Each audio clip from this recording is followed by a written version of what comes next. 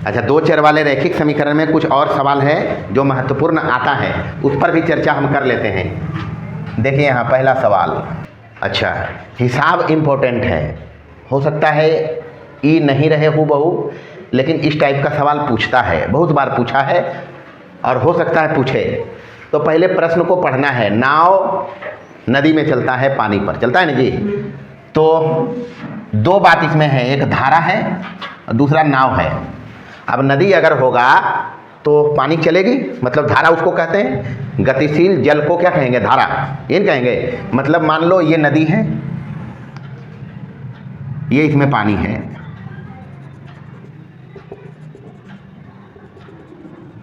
और इस पर सपोज करो नाव है अपना, समझने के लिए। वैसे फोटो कोई ज़रूरत है नहीं, फोटो कोई ज़रूरत है नहीं। मान लो इधर धारा चल रही है, धारा इधर गतिशील है, उसको हम मान लेते हैं x किलोमीटर प्रति घंटा, ठीक है, मानने में कोई हर्ज तो है नहीं। और ये नाव है, ये क्या है? नाव है।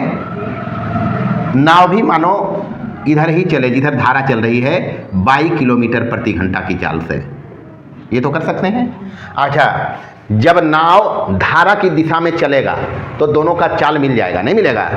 दूसरे केस में क्या हो सकता है? मान लो ये नदी है, ये धारा है, धारा इधर, धारा तो बदल नहीं सकते हैं। अगर धारा नदिया में ऐसे चल रहे हैं तो हम मेरा इन्हें कर देवे, नहीं कर सकते। ये बदल सकता है अपनी चाल।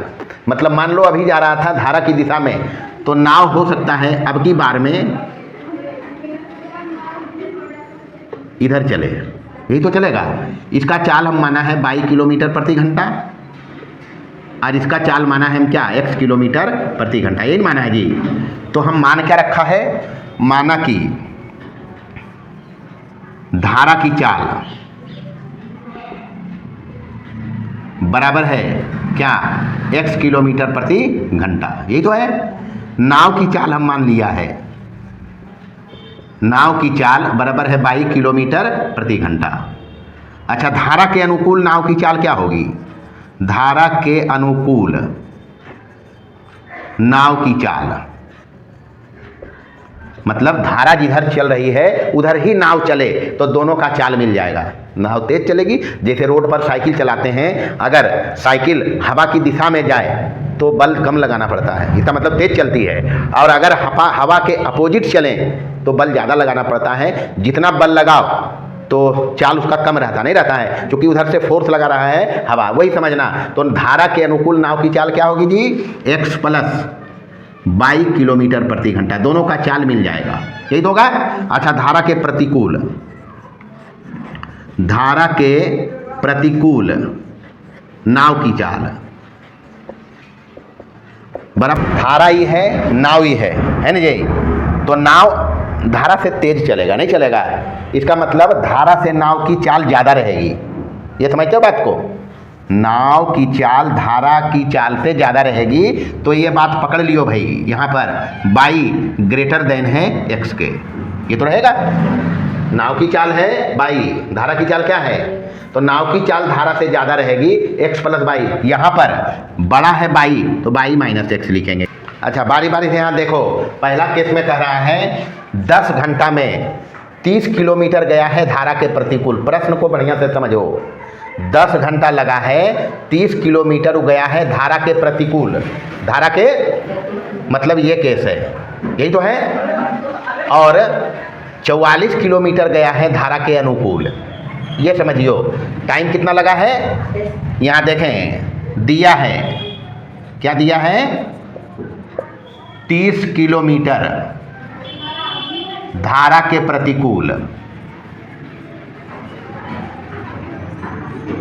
जाने में और 44 किलोमीटर धारा के अनुकूल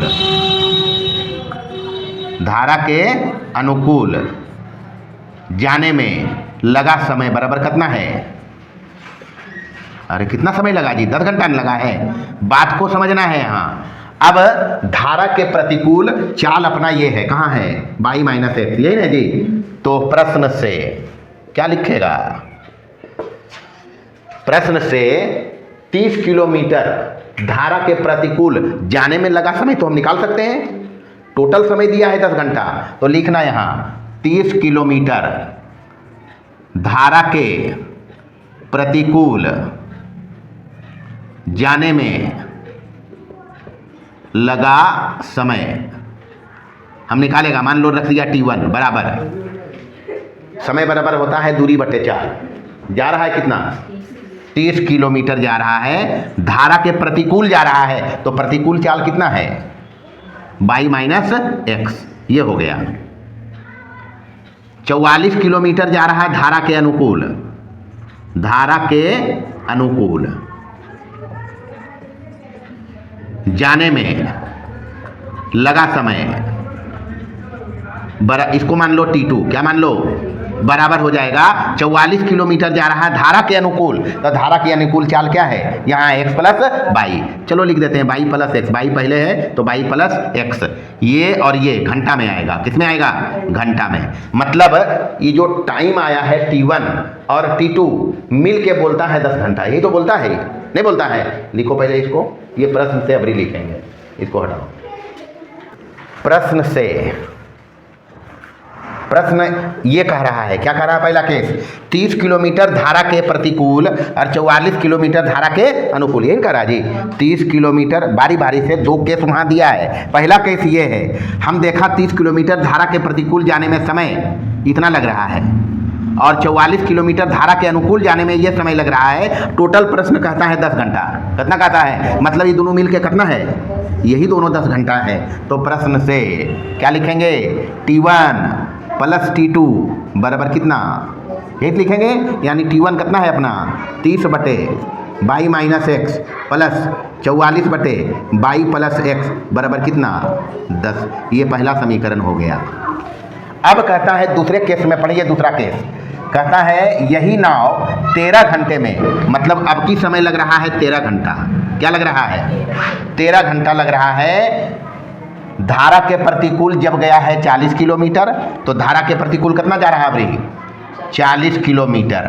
और धारा के अनुकूल कितना जा रहा है? 55 किलोमीटर। कहाँ है जी?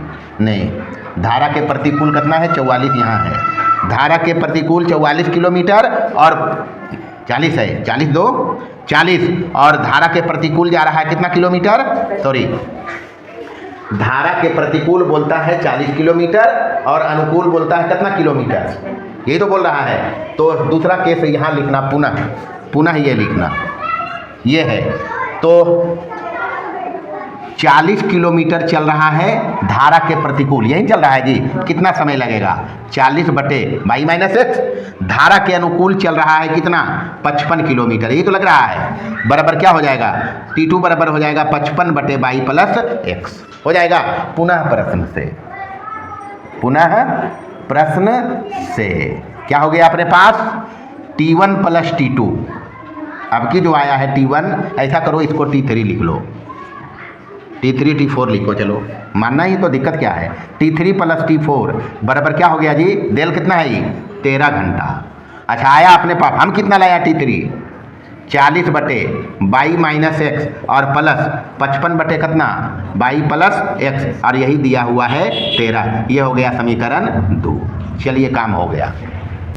पहले ये लिखना, पहले ये, उसके बाद ये, तब फिर ये आया है अपने पास। यही तो आया है। नीचे लिखते हैं समीकरण 1 और 2 से, 1 और 2 से ये हम बनाया प्रश्न के हिसाब से 2 चर में रैखिक समीकरण युग्म, यही बनाया। लेकिन इसको हल करने में हम देखा है चर को चाहिए ऊपर, नहीं चाहिए। तो यहाँ पर इस टाइप का जो रैखिक समीकरण आता है उसको हल करने के लिए हम बता रखा है कि इसको अलग से कुछ मानते हैं। समझ लिया? अब करना क्या? माना 1 बटे y प्लस एक्स बराबर कुछ भी मान लो, p मान लो, तथा 1 बटे y माइनस एक्स बराबर q मान लो। मान सकते हैं, कोई दिक्कत नहीं है। चलो ई वाला प्लस, दोनों प्लस में ही है नहीं है, तो इसको हम पहले लिख रहे हैं, कोई दिक्कत नहीं है, समझ लिया। प्लस है इसलिए, माइनस रहता तो सोचते, प्लस है तो क्या लिखेंगे, इसलिए समीकरण 1 से क्या हो जाएगा जी, 44p हो जाएगा। 1/y प्लस x माना हम क्या है, p, तो 44p प्लस 30q बराबर कितना, 10। दो से क्या होगा, दो से हो जाएगा समीकरण, यहाँ देखो ये 2 है तो 55p और प्लस 40q बराबर कितना, बस अब जो मर्जी विधि लगाओ, प्रतिस्थापन लगाओ, विलोपन लगाओ, वज्र गुणन जो भी लगाओ बन जाएगा। चलो इसको लिख दिया हम 3 नंबर, इसको लिख दिया हम 4 नंबर। ये दोनों को हल करके हम p और q निकालेंगे। टास्क हमारा है xy निकालना, ऐसा नहीं पी क्यू निकाल के छोड़ दो, पी क्यू निकालने के बाद इस पर हम आएंगे, समझ लिया। पहले पी क्यू निकालो, क्या करोगे, ऐसा करो, कोई एक चर का गुणांक बराबर करके उसको हटा दो विलोपन विधि से, तो इसको गुना कर देते हैं। चलो हम 4 से, इसको 3 से, हम इस क्यू को हटाएंगे, ये 4 से गुना करोगे क्या हो जाएगा, देखो इधर 4 चौक 16, 4 चौक 16 1 17 ये हो जाएगा, और प्लस 30 चौका 120 क्यू, उधर भी गुना करना 40, ये गुना करो 3 से, 55 तिया 165 पी और प्लस 120 क्यू, ये भी हो जाएगा बराबर कितना, 33 39, यही होगा। बस माइनस करो, ये कट गया, 176 पी में 165 जाएगा, क्या बचेगा 11 ही तो बचेगा। पी बराबर इधर कितना, इसलिए पी बराबर कितना, 1/11 पी का मान आया। पी का मान कोई एक समीकरण में रखो 3 और 4 में से, पी यहाँ नहीं है, यहाँ है पी, ये दोनों में पी है, तो समीकरण 3 से चलो, कहाँ से, 3 से, तो 3 में अपने पास है 44 गुने पी, और पी हम लाया है कितना 1/11, और प्लस कितना 30 क्यू, और इधर कितना है जी 10, 11 चौक 4 को उधर भेज दो 10 के तरफ, तो 30 क्यू बराबर इधर हो जाएगा 10 - 4 बराबर कितना, इसलिए क्यू बराबर 6/30, 6 बचे 1/5, पी और क्यू निकल गया। अब पी और क्यू आ गया है तो हम जहाँ पी माना है वहाँ रखेगा 1/11, जहाँ क्यू माना है वहाँ रखेगा 1/5, काम हो जाएगा, हो गया। इधर देखो, हम माना है पी बराबर 1/y प्लस x, पी आया 1/11 नहीं आया, तो चूँकि 1/y प्लस x बराबर मान रखा है हम p, और हम लाया है p बराबर कितना 1/11, तो यहाँ से इसको उलट दो तो ये हो जाएगा y प्लस x बराबर कितना, समीकरण लिख लो 5, 1/y माइनस x हम माना क्या है q, यही तो माना है, और हम लाया q कितना है 1/5। अब देखना इधर, इसको जब उल्टेंगे तो ये हो जाएगा y माइनस x बराबर कितना, समीकरण रखा 6। अब आ गया जो हमको निकालना है, जो हमको निकालना था धारा की चाल, नाव की चाल, उसमें समीकरण आ गया। ये दोनों को जोड़ लो, गुणांक बराबर है, ये है, प्लस करो इसको, क्या करेंगे, ये कट गया, 2y बराबर 11 5, तो y बराबर 8 दूनी 8, और चूंकि y हम मान रखा है किसकी चाल, नाव की चाल नहीं माना है, तो किलोमीटर प्रति घंटा, ये आ गया नाव की चाल, किसकी चाल, नाव की चाल आ गया। अब y का मान किसी एक समीकरण में रख दो, समीकरण 5 में रखो y का मान, या 6 में, जिसमें रखो, क्या है y प्लस x बराबर 11, यही तो है, तो y कितना आया 8 प्लस x बराबर कितना, तो x बराबर कितना 11 माइनस 8 बराबर 3 किलोमीटर प्रति घंटा, और एक हम मान रखा था धारा की चाल, किसकी चाल माना था, और उस समय मानने के वक्त हम लिखा था नाव की चाल धारा की चाल से बड़ा है, नहीं है, तो आया भी तो है। अतः नाव की चाल बराबर 8 किलोमीटर प्रति घंटा, धारा की चाल बराबर कितना 3 किलोमीटर प्रति घंटा, और ये रहा रिजल्ट। दूसरा सवाल, इस टाइप का भी सवाल काफ़ी महत्वपूर्ण है और पूछा जाता है। प्रश्न को केवल ध्यान से पढ़ना है, प्रश्न में होता कुछ नहीं है, प्रश्न बता देता है क्या करना है। क्या कर रहा है, एक आदमी 300 किलोमीटर ट्रेन से चलता है और 200 किलोमीटर चलता है कितना से, टैक्सी से, और टोटल टाइम उसको लग रहा है कितना 5.5 घंटा। दूसरा केस में वो चलता है 260 किलोमीटर और 240 किलोमीटर। 260 चल रहा है ट्रेन से और 240 चल रहा है। हमको करना क्या है, ट्रेन और टैक्सी की चाल ज्ञात करनी है, यही करना है। तो उसको मान लेंगे, माना कि ट्रेन की चाल मान लेते हैं, मान के तो सारा हिसाब हम बना दिया है इसमें, x किलोमीटर प्रति घंटा। टैक्सी की भी चाल मान लेते हैं, टैक्सी की चाल बराबर मान लिया 22 किलोमीटर प्रति घंटा। अब प्रश्न पढ़िए, ट्रेन से जा रहा है 300 किलोमीटर, टैक्सी से कितना? प्रथम शर्त में या पहली स्थिति में ट्रेन से कितना चला? ट्रेन से यात्रा कितना है जी? 300 किलोमीटर। अच्छा, टैक्सी से बराबर कितना है? 200 किलोमीटर। ये टोटल करने में समय कितना लग रहा है? समय है 5 घंटा 30 मिनट, मतलब 5.5 घंटा। यही तो है, 5 दूनी 10, 1 11/2 घंटा में, कोची में। यानी प्रश्न से इस 5.5 घंटा समय लग रहा है कब? जब ट्रेन से गया है 300 किलोमीटर और ट्रेन की चाल कितना है? एक मतलब x किलोमीटर प्रति घंटे की चाल से 300 किलोमीटर जाने में समय कितना लगेगा जी? 300/x, यही तो लगेगा, दूरी बटे चाल। समय बराबर की होगा दूरी बटे चाल, प्लस ये दोनों मिला के समय दिया हुआ है। 200 किलोमीटर जा रहा है टैक्सी से, यानी 200/22 बराबर हो जाएगा टैक्सी द्वारा जो 200 किलोमीटर गया उसमें लगा समय। दोनों मिला के कितना बता रहा है ये? 11/2। ये पहला समीकरण हो गया। दूसरे केस में कितना क्या कह रहा है वो? दूसरी स्थिति में कह रहा है कि ट्रेन से जा रहा है 260 किलोमीटर। ट्रेन से कितना? ट्रेन से यात्रा है दूसरे केस में 260 किलोमीटर, यही तो है। टैक्सी से 240 किलोमीटर प्रति घंटा। समय कितना लग रहा है इसमें? 6 मिनट ज़्यादा। ये बात समझना है, इसलिए प्रश्न महत्वपूर्ण है। पहले लग रहा था 5.5 घंटा, पहले कितना लग रहा था? मतलब 11/2, यही तो लग रहा था। अब 6 मिनट ज़्यादा कहता है तो घंटा में मिनट नहीं जोड़ेंगे, उसको घंटा बना के जोड़ेंगे, तो 6 मिनट में 60 से भाग लगा था, हो जाएगा। तो ये हो जाएगा 10 छक, ये हो जाएगा। बचा अपने पास क्या जी? 11/2 और प्लस 1 कितना? 10। LCM कितना होगा? 10, 2 पचे 11 55 और यहाँ 1 बराबर कितना? 56/10। 28 दूना और 5 दूना यानी 28/5 घंटा लग गया इसको इस कार्यक्रम में। प्रश्न से समझिए, ट्रेन से गया कितना? 260 किलोमीटर कितना के चाल से, प्लस टैक्सी से गया 240 कितना के चाल से, और यही आया अपने पास कितना? 28/5। ये नंबर हो गया 2। यहाँ भी उसी टाइप से करना है जो पहले में किया। तो यहाँ मान लो, माना कि 1/x बराबर कुछ भी मान लो p और 1/y बराबर मान लेते हैं q। समीकरण 1 से क्या हो जाएगा? एक यहाँ 300p, यही तो होगा। यहाँ देखो 300 गुने 1/x, p बना है, प्लस कितना है? 200 के साथ क्या जाएगा? बराबर कितना? 11/2। इसको मान लो, इसको क्रॉस गुना कर लो 2 को, यहाँ बराबर हो जाएगा।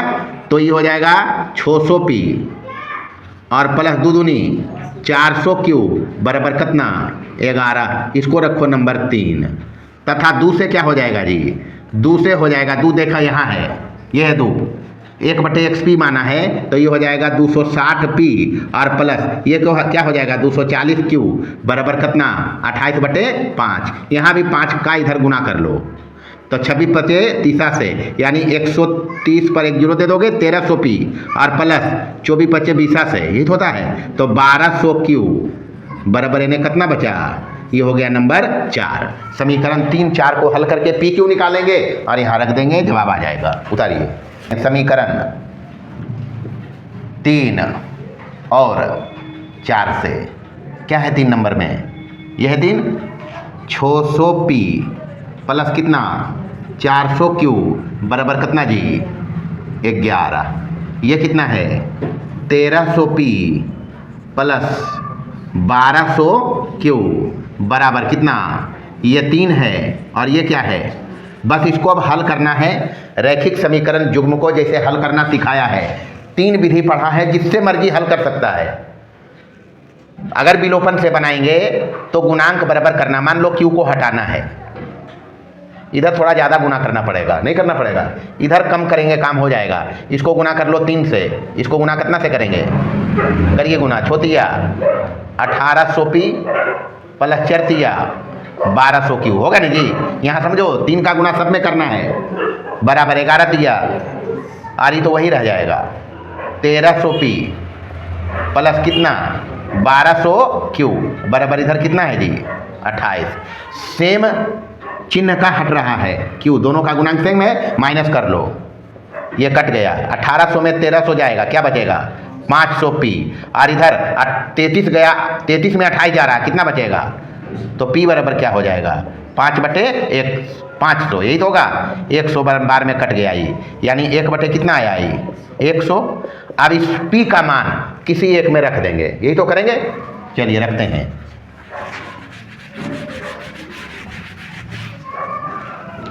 p का मान जिसमें मर्जी डालो, 3 या 4 में, हम 3 में दे रहे हैं।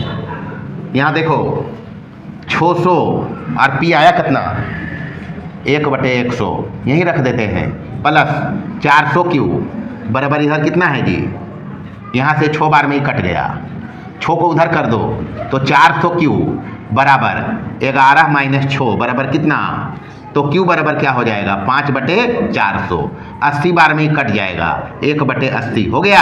अब चूंकि 1/100 माना था p, ये माना था, आया कितना p 1/100, तो यहाँ से उलट दो इसको, तो x बराबर हो जाएगा 100, जो हम चाल माना था ट्रेन का, तो 100 किलोमीटर प्रति घंटा ट्रेन की चाल है, किसकी चाल, 1/22 बराबर हम माना था किसको, 22 माना था टैक्सी की चाल को, तो 1/22 बराबर हम माना है q, और q आया कितना 1/80, इसको उलट दो तो q बराबर कितना, ये 22 बराबर कितना हो जाएगा, उल्टेंगे तो 22 बराबर 80 किलोमीटर प्रति घंटा, तो ये आ गया ट्रेन की चाल, और ये क्या आ गया टैक्सी की चाल, बस यही आंसर है।